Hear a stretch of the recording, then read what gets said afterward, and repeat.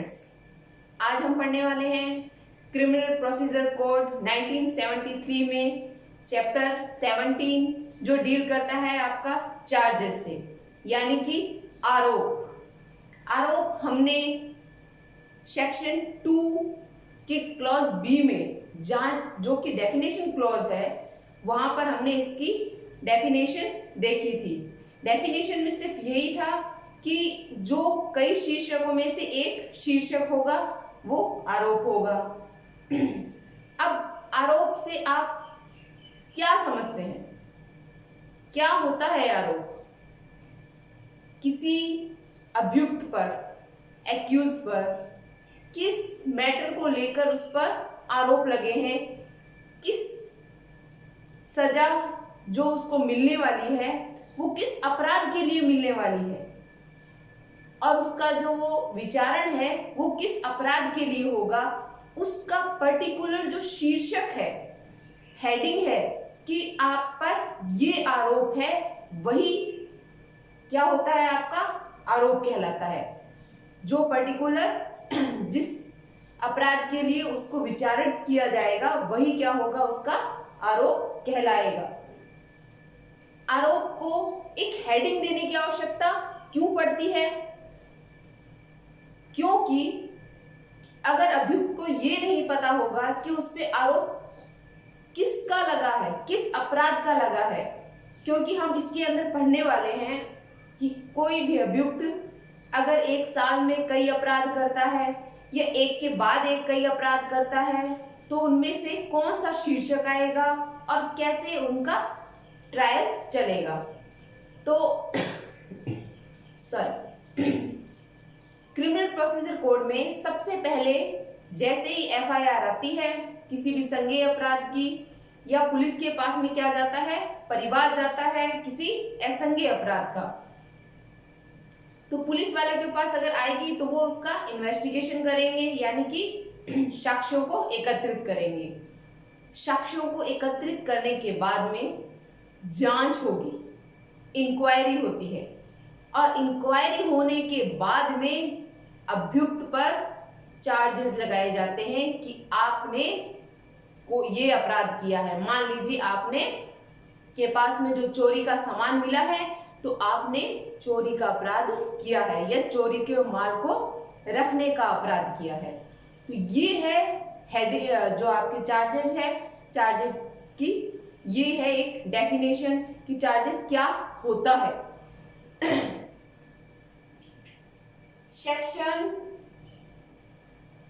211 से 224 यानी कि 211 से लेके 224 तक आपका सेक्शन जो दे रखा है वो सब चार्जेस से है। चैप्टर 17 में चार्जेस के बारे में बताया गया है और जिसमें इतने सेक्शन आते हैं। ये सेक्शन भी जो दिए हुए हैं ये भी दो भागों में डिवाइडेड है। पहला भाग आपका चार्जेस की जो अंतर वस्तु है, यानी कि चार्जेस कैसे कैसे लगाए जाएंगे, उसमें क्या क्या आएगा, चार्जेस में क्या क्या आएगा उसके बारे में है। दूसरा है जॉइंडर ऑफ चार्जेस। मैंने जैसे बताया कि अगर एक अपराधी कई अपराध करता है, मान लीजिए उसने मारा, डंडे से मारा, 50 बार एक व्यक्ति को डंडे मारे, उस डंडे से मारने तब तो उसके ऊपर चार्जेस था मार पिटाई का, पर उसको मारने के बाद में वह व्यक्ति मर गया तो अब क्या हुआ, अब 302 भी चला गया, यानी कि हत्या का मामला भी आ गया। तो यहाँ पर दो चार्जेस होंगे। अब उनको कैसे ज्वाइन करेंगे, उनका ज्वाइंडर होगा, वो हम पढ़ेंगे उसके चार्जेस के सेकंड पार्ट में। तो सबसे पहले तो हम ये देखते हैं जो फॉर्म है उसका, चार्जेस का जो फॉर्म है, यानी कि उसमें क्या क्या चीजें आएगी वो है। तो सेक्शन 211, 211, 220, 230 ये तीनों सेक्शन आपको जो चार्जेस का फॉर्म है उसके बारे में बताएंगे। तो सबसे पहले हम आते हैं सेक्शन 211। 211 में क्या दे रखा है कि चार्जेस के जो जनरल कंटेंट्स क्या क्या आ सकते हैं उसमें। एक तो जनरल कंटेंट्स होंगे, एक स्पेशल कंटेंट्स होंगे। तो सबसे पहले हम जनरल कंटेंट्स को पढ़ेंगे। तो सबसे पहले क्या होगा कि उस पर क्या अपराध है, उस अपराध का उल्लेख, कि आप पर चोरी का अपराध लगाया गया है तो उसका उल्लेख होगा, अपराध का नाम होगा, आपने ये कार्य किया है और अब आप पे आरोप कौन सा लगाया जा रहा है, चोरी का लगाया जा रहा है। थर्ड पॉइंट आता है आपका अपराध का नाम न होने पर स्पष्ट परिभाषा। अगर कुछ क्राइम ऐसा किया है जिसका कोई स्पष्ट उसकी परिभाषा नहीं है तो वहां पर उसका स्पष्ट उल्लेख दे दिया जाएगा। फोर्थ पॉइंट आता है अपराध की धारा का उल्लेख। जितने भी क्राइम हैं वो आपके आईपीसी में दिए गए हैं, तो किस धारा के अंतर्गत उस अभियुक्त ने अपराध किया है वह धारा का उल्लेख भी यहाँ पर किया जाएगा। अपराध लगा दिया गया है, तथ्यों का अर्थ अपेक्षित शर्तों को किया जाना माना जाएगा। अगर अपराध लगा दिया गया है तो वहां पर जो तथ्यों है उनका अर्थ अपेक्षित शर्तों को पूरा किया जाना माना जाएगा। इसके अलावा क्या आएगा, आरोप न्यायालय की भाषा में लिखा जाएगा। ये सबसे जरूरी चीज है। जैसा हम बोलचाल की भाषा में यूज करते हैं वैसी लैंग्वेज वहां नहीं लिखी जाती है। वहां पर जो लैंग्वेज यूज होती है वो कौन सी होगी, कोड की लैंग्वेज होगी यूज। नॉर्मली अगर हम बोल देंगे कि हाँ तुमने ऐसे ऐसे चोरी किए ये वो, तो वहां ऐसा नहीं होगा। जो न्यायालय की भाषा है उसी भाषा के अंदर आरोप विरचित किए जाएंगे। इसका ही सेक्शन 211 का ही 7th पॉइंट है, वो क्या है कि अगर किसी व्यक्ति को पहले से दोष सिद्ध किया जा चुका है, यानी कि उसकी पूर्व दोष सिद्धि है और उसके बाद में किसी अन्य अपराध के लिए उस पर चार्जेस लग रहे हैं, तो उसके जो पूर्व अपराध है उसका उल्लेख भी किया जा सकता है। कब किया जा सकता है, उसके विचारण शुरू होने से पहले और उसके बाद भी किया जा सकता है। और वो तब जब डिसीजन सुनाया जाता है, जब निर्णय सुनाया जाएगा उस समय भी उसके पूर्व जो दोष सिद्धि है उसका जिक्र किया जा सकता है, उसका बताया जा सकता है। वो इसलिए बताया जाता है कि वहां पर सजा की बढ़ोतरी कर दी जाती है कि ये प्रोफेशनल जो क्रिमिनल है, यानी इसने पहले भी ऐसे अपराध किए हैं, ये पहले भी सजा काट चुका है, तो यहाँ पर भी इसको इसकी सजा में कोई रियायत ना दी जाए और इसकी सजा और कठोर कर दी जाए कि भविष्य में ये कोई और ऐसे अपराध ना करे। तो वहां पर पूर्व दोष सिद्धि भी आएगी। तो सेक्शन 211 के अंदर ये जनरल कंटेंट्स दिए हुए हैं। सेक्शन 212 यानी कि और 213 को अब हम इसके बाद में पढ़ते हैं।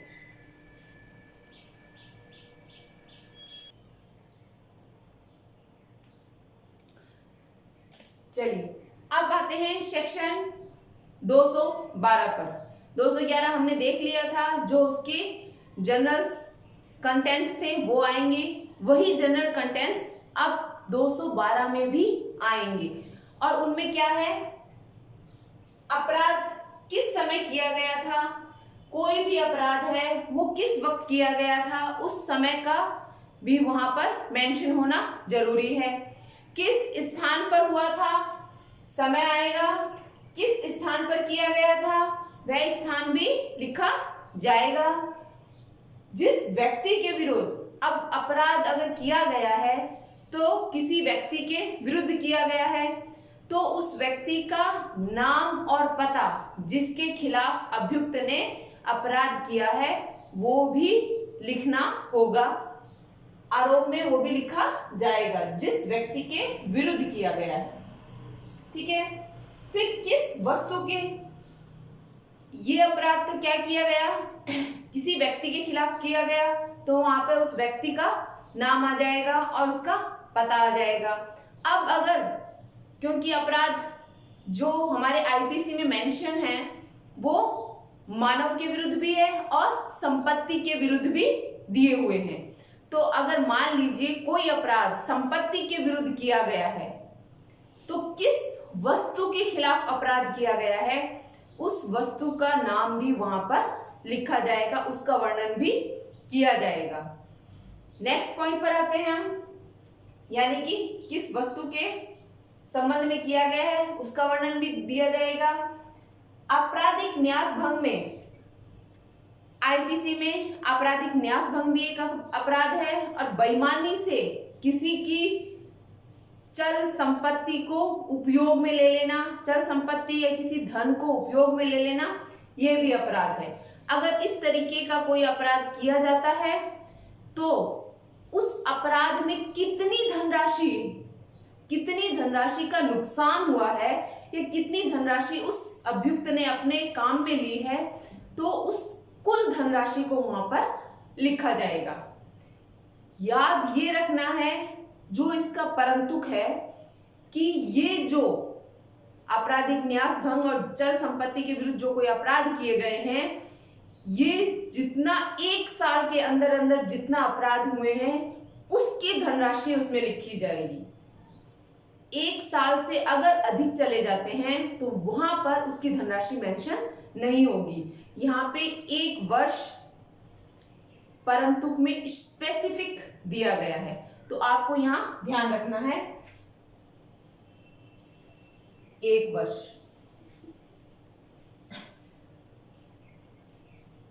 अब सेक्शन 212 आपका यही बताता है, जहां पर उसका समय आ जाएगा, स्थान आ जाएगा, किस व्यक्ति के खिलाफ किया गया है ये आ जाएगा, उसका नाम पता आ जाएगा, किस वस्तु के खिलाफ किया गया है ये बता दिया जाएगा, और 1 वर्ष में आपराधिक न्यास भंग या बेईमानी से धन का अगर दुरुपयोग किया गया है तो टोटल जितनी धनराशि का नुकसान हुआ है वो मेंशन कर दी जाएगी। सेक्शन 213 ये आपको ये बताएगा कि अगर मान लीजिए प्रॉपर तरीके से किसी अपराध के बारे में नहीं बताया गया है तो वहां पर उसका जो मैनर है, उसकी जो रीति है वो भी वर्णित करनी जरूरी है। कुछ अपराध ऐसे भी होते हैं जहां पर उसकी रीति यानी कि मैनर मेंशन करना जरूरी है। अब एग्जाम्पल दे देती हूं मैं आपको, जो कि इलिस्ट्रेशन भी यहां पर है। हत्या का मान लीजिए कोई मामला है तो हत्या के मामले में रीति बताने की आवश्यकता नहीं होती है। वहां पर ये मैनर नहीं बताया जाएगा कि इस मैनर से हत्या की गई थी। तो हत्या के अपराध में मैं लिख देती हूं,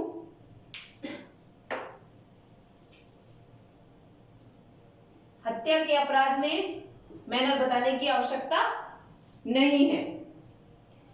चोरी का अपराध अगर किया गया है तो चोरी के अपराध में भी मैनर बताने की आवश्यकता नहीं होती है, वहां पे भी उसका वर्णन जरूरी नहीं है। क्यों नहीं जरूरी?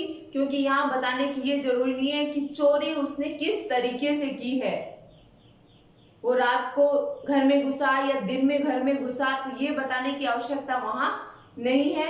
चोरी हुई है, दैट्स ऑल। तो यहां चोरी में भी जरूरी नहीं है। अब कहां जरूरी है? अब बात आती है कहां जरूरी है। नहीं वाले तो हमने देख लिए, नहीं है। मान लीजिए किसी व्यक्ति के साथ में छल किया गया है, तो यहां बताना जरूरी है कि छल किस प्रकार का किया गया है, किस तरीके से उसके साथ में चीटिंग की गई है। तो यहां पर जो तरीका है वो बताना जरूरी है। तो कहां जरूरी है? छल में आपको मैनर बताना पड़ेगा कि किस तरीके से छल किया गया है। अगर किसी ने मिथ्या कथन कहा है, मिथ्या साक्ष्य गढ़ा है, तो वहां पर बताना होगा कि पूरे पार्ट में से जितना उसने कहा है, उस पूरे पार्ट में से कितना जो पार्ट है, कितना हिस्सा है वो मिथ्या कथन वाला है, कितना हिस्सा मिथ्या कथन वाला है या पूरा हिस्सा ही मिथ्या कथन का है। तो यहाँ पर ऐसे मामलों में भी आपको क्या करना होगा, बताना पड़ेगा कि उसकी जो तरीका है वो रीति बतानी होगी।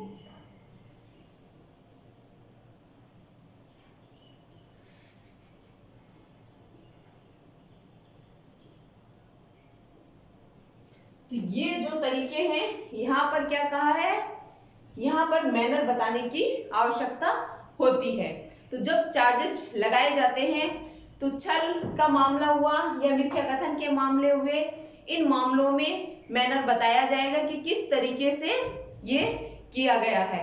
पर अगर कोई चोरी का है या हत्या का कोई मामला है तो वहां पर ये मैनर बताने की आवश्यकता नहीं होती है। अब आते हैं हम सेक्शन 214 यानी कि 214 पर, जो कि एक छोटा सा सेक्शन है और वो सिर्फ आपको इतना ही बताता है कि जो भी चार्जेस लगे हैं वो क्या होगा, जो न्यायालय की विधि में जो वर्णित है उसी तरीके से माने जाएंगे, यानी कि उसका कुछ और इंटरप्रिटेशन नहीं करना है। अगर चोरी की डेफिनेशन जैसा आईपीसी में दी है या हत्या की डेफिनेशन जैसा आईपीसी में दी है, जो जो एक्सेप्शन है, जिस वे में बताए गए हैं, जिस तरीके की डेफिनेशन दी है उसको ही एक्सेप्ट करना है, अपने तरीके से उसका कोई भी इंटरप्रिटेशन नहीं करना है, यानी कि निर्वचन नहीं करना है, उसकी अपनी व्याख्या आप स्वयं नहीं करेंगे, जो विधि में दी है उसी को ही लागू करना है। सेक्शन 214 ये बताएगा। तो जो आज हमने इसके मैनर के जो तरीके हैं और जो चार्जेस में जो जो चीजें कंटेंट्स आएंगे वो हमने देख लिए हैं। नेक्स्ट क्लास में हम देखेंगे कि इनका जॉइंडर कैसे होगा, जो भी चार्जेस हैं उनका जॉइंडर कैसे होगा। इसके अलावा हम ये देखेंगे कि क्या जो चार्जेस लग चुके हैं उनमें चेंजिंग की जा सकती है। मान लीजिए कि मैं अपराधी हूं और मेरे पे चार्जेस लग चुके हैं और ट्रायल शुरू हो चुकी है, तो क्या ट्रायल शुरू होने के बाद भी चार्जेस में बदलाव किए जा सकते हैं, और अगर किए जा सकते हैं तो कब किए जा सकते हैं, और अगर कर दिए हैं तो उसका क्या इफेक्ट होगा। कुछ क्वेश्चन ये आपके लिए हैं, पर पढ़ेंगे हम नेक्स्ट क्लास में। आज के लिए धन्यवाद, थैंक यू।